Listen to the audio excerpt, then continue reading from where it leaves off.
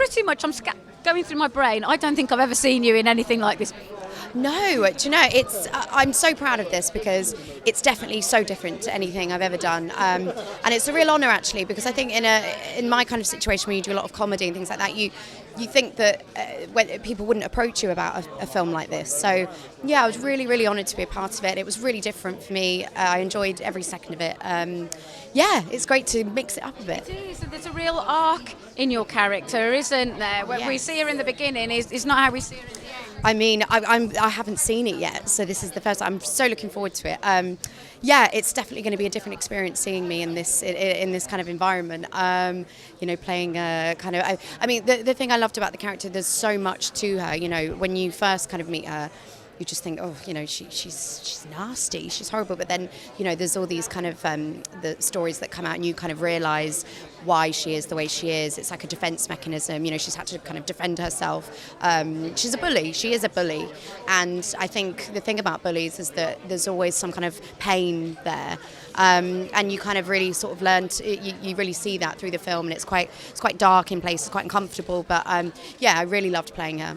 And it's a real sort of contemporary story. I mean, it's a unique story. I don't think we've ever seen anything like this before, have we? Yeah, I mean, and that's the thing. You know, it's there are so many elements of it that's it's a sensitive subject matter. You know, and but I think it's important to not shy away from these kind of stories and to tell them as best you can and tell them sensitively.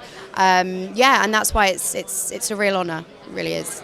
And you're working with a first-time director, which must have been really nice and refreshing as well. Do you know what? He's amazing. I mean, he knows what he wants. And the thing that was great about the story is that he was kind of telling us these stories on set about his life growing up. And I think that he's so passionate about this project because there are some elements to the story that that have come from his own experience, which is always good because it puts real heart into the project. But yeah, he was amazing. He's great.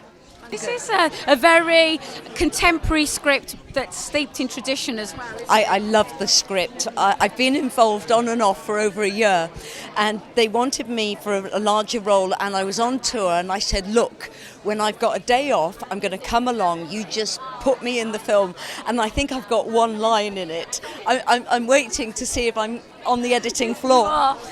No, you're not on the cutting floor. You're in the film. I am. Oh, good. But that's Toya. But I turned up at 11 at night to do my makeup test, and I know I was playing the lead's wife, and I said, could you tell me out of all these pictures who's the male lead playing my husband? And they said Harvey, and I, which one's Harvey? And they went, Harvey Keitel, and they had to pick me up off the floor. I bet as well. I mean, there are some, apart from yourself, because you've got a stunning career, but there's also legends of film in this film, aren't there? Gabriel Byrne, Harvey Keitel. Gabriel Byrne was fantastic. I only had a day with him, and we just fell in love with him. He was so in the flow of movie making and just so relaxed and so present. It was a fantastic experience. Well, they're craftsmen, aren't they? Utter craftsmen. And what I love about people that base themselves in America, I think their craft in front of the camera is so well honed. It's like, wow, they conserve their energy, but they give everything at the same time. And you've got a director who's directing for the first time as well. Was that really lovely and refreshing? It was. The energy was incredible and it was refreshing, but I was very lucky that the producers are huge Toya fans. They love my music, so they were 100% behind me. It was a lovely experience. Excited to see? I'm excited to see the film, yeah. The story's a very contemporary story, isn't it, at the heart of it? Is that what attracted you? Yeah, I'm interested in the story. I'm interested in the culture of Bradford, and I wanted a kind of a gritty thriller. I mean, I like playing thrillers anyway, but yeah, I don't think it's been done before, something like this, so it's quite unique. It is. I was going to say it is a very unique script. The friendship and the relationship between the two kind of leads is quite interesting. Yeah, it is. And with your part, I don't want to call him a baddie, but because people are complicated. But what attracted you to playing him?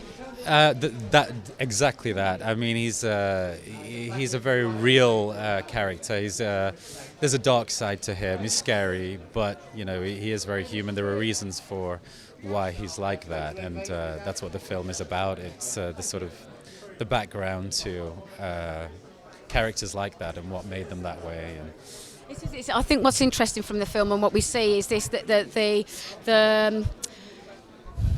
the dichotomy that young Asian families are in that they're integrated into living in the UK and being a part of that society, as well as being able to balance a traditional life as well. Is that something that also attracted you to kind of explore a bit further? Yeah, I mean, the conflicting identities and the conflicting cultures, right?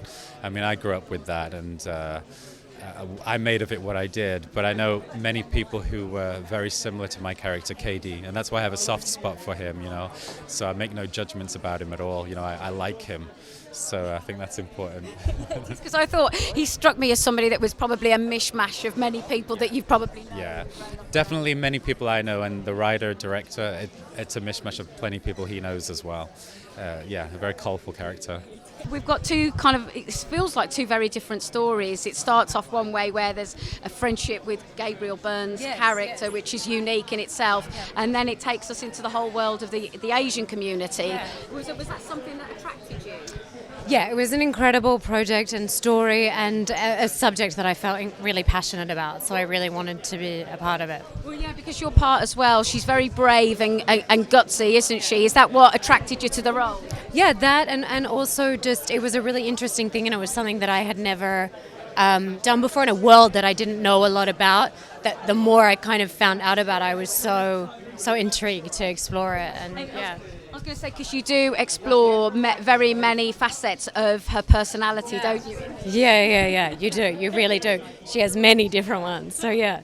When you're working with people like Gabriel Byrne, I can only imagine it's like an acting masterclass working with him. Yeah, it was. And he's truly one of the loveliest people I've met, and it was a really interesting film to work on, and I think we lived in Leeds and Bradford, and I'd never been there before. I don't know that he had either, and so we all kind of really banded together and became very close. So yeah. And because you're playing a girl within the Asian community who's very modern and a girl of her time, do you feel as well that there was a big responsibility with the role to represent other Asian women? Yeah, I think so. And I did a lot of research, and I met a lot of different people, and it really helped to be in Bradford and to have those experiences and to be able to be very truthful and authentic to who they are. So yeah. In your back catalogue, you can now say you played Harvey Keitel's son. Yeah, I know. What's that? I mean, Reservoir Dogs. He's just like, and of course Pulp Fiction. The wolf. So yeah, that was quite something. Well, I can imagine that's one attraction, but the other for an actor is obviously the script.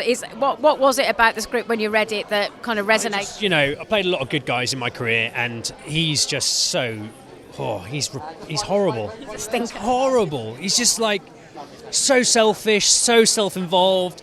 And me and my brother and my sister were on the way up here, and my brother Ross, he was saying, "No, I'm really curious to see what Reece has done with this." Talking to my sister. So I think he'll be pretty good at that, playing an evil. So what are you talking about? Is this going to come naturally to me or something, just playing this? It's like, no, but, darker characters. So I don't know what to take from that. I'm trying to take this as a compliment, Ross. But, so yeah, I just something about darker characters. They're always so much more fun to play. They are, and I suppose as an actor you get to kind of delve into those kind of facets of a personality where you wouldn't normally have that in normal life. And do you know what? I mean, probably shouldn't admit to this, but I think there is an element of ego that comes with our job. You try and put it to one side when you're working. You try and shut off your mind from how you're coming across. But I think when you're playing likeable characters and you're telling part of a story in which it's imperative that the audience like you, and with film, you've got such a finite amount of time to build that kind of rapport with your audience that you do want to hit those notes. When you play a character that doesn't have to be likeable, you're kind of freed from the constraints of having to be liked. So you can kind of do whatever you want and anything goes, So yeah, in terms of building a character's arc, you're sort of unshackled from part of the duty of being liked on screen. And you're also adding to the conflict, and every story needs conflict. Yeah, sure. Yeah, absolutely. It was just a lot of fun. And also, usually I'm in swords and sandals movies, I'm in the desert. This time I was in suits. I was in like Maybachs and these expensive cars and driving Lamborghinis and stuff, so for me, it was just, what? This is what it feels like to act in normal clothing. This is a novelty, you know. So it was just a joy for me. Yeah, really, real pleasure. And you're getting to act alongside acting legends. Gabriel Byrne, and we had the wonderful Toyah Willcox as well. She was so sweet. I think I've just spotted her actually. Yeah, just a gift. Must be very excited about this evening, the world premiere. Very, very excited. It's my first premiere, so it's amazing to be here. And so tell us about the story and the film. Well, the film itself, I think it's a very relatable film, and it's a reality for a lot of people, and it's been brilliantly written, and hopefully, you know, it'll come to great things. And this is your first role. How did you become attached to the project? Become attached? Well, I mean, it's set in Yorkshire anyway, which is where I'm from, and it's actually set in Bradford as well, which is where I'm from originally. So, and I think Miriam is very relatable. You know, she's very kind of, I think we all start out like rather innocent, and you can just relate to the innocence within her. Yeah. Because you've got a big part in the film as well, haven't you? Quite a pivotal part come the end. I mean, I suppose so, yeah. It was quite daunting at first to go film all these scenes. I mean, I've never really acted before, so... Yeah. Well, and you're playing against your sister, Amber. So how did you build that relationship between each? Well, I think me and Sibylla get on rather well, just as like personalities. And we kind of met up a little bit and we talked all about the characters and just tried to get on personally as well as professionally. It's nice because I've not seen these guys in a long time, so you know, it's good to be back and just to get that whole feeling again. Yeah. Exactly. So you are playing one of the henchmen, for want of a better way of putting it. Yes, I am. He's right hand man. Yeah, he sort of just sort of does his dirty work for him. You know, goes to follow people, and he's there when any sort of dirty business is going on. So he just waits at the back, and if any trouble starts, then he's there. Yeah. I was going to say he's somebody that likes a bit of trouble. Oh yeah, definitely. I mean, that's why they work so well, because he's a sort of cool, sort of slick, sort of laid back kind of character, whereas Ginger just sort of lurks at the back. He's always at the back, and then he's always there if he needs him. Yeah. What attracted you when you read the part to the role? I just thought the whole concept of the film was quite intriguing and sort of profound, actually. Like just the culture that it sort of touches on. I think there's a lot of things that are sort of set about that at the moment, and I think it's juxtaposed with the sort of Bollywood-esque, sort of gritty Northern British. That says something strong as well. So that's what attracted me, and just Ginger as well. Ginger was just a sort of odd sort of character that you never sort of. It's really rare that you sort of play, and it was just really interesting to get into that sort of research and stuff. Yeah, you're right actually, because when you see the story, it starts off. You think going one way, and then it takes you into the whole kind of Asia culture, doesn't it? Yeah, it's sort of things that are finally sort of getting touched on, and then it takes you into sort of this colourful world of like almost surreal sort of place as well, that is sort of beautiful as well. I remember working, and the cinematographer Santosh is unbelievable. He just loves colours, and sort of he wants everything to look really like slick and stylish, whereas you do get the sort of terraced estate sort of thing as well in Bradford. So yeah, it was top, man. It's top. Both of you, I mean, producing this film with the cast you've got must be a dream come true, surely, if I can start. Yes, of course it was. Yeah, we've done really well. We're very proud of it. Was it difficult to cast people like Harvey Keitel and? It was. Yes, it was. It was a long journey casting people, to be honest. It was a difficult thing, but I think the script was the driving force which made people look at us twice, and then eventually we were lucky enough to get a few of them to say yes, and hopefully you'll like what you see tonight. And the doors opened. Well, when you talk about the script, tell us more about the story for the audience. The story is about a plain everyman who's got his integrity and troubles in his life, and it's how far would you push somebody like that before they would do something out of their normal comfort zone, something extraordinary. I think what's really good about this film is that it's a contemporary film, and it's about a relationship of two people that you wouldn't necessarily see together, isn't it? Yeah, it's two people thrown together due to circumstances, and it gives opportunity for both of them to get to know each other better. And each other's worlds. And each other's worlds better. To get each other's worlds better, even though they live next door to each other, really. And of course, because it encompasses diversity in this film as well, doesn't it? We hope so. We hope it's not preachy, but it's what happens on our doorstep. We both live 10 miles away from everything that you see in the film. And it's important that the film's got a social conscience, isn't it?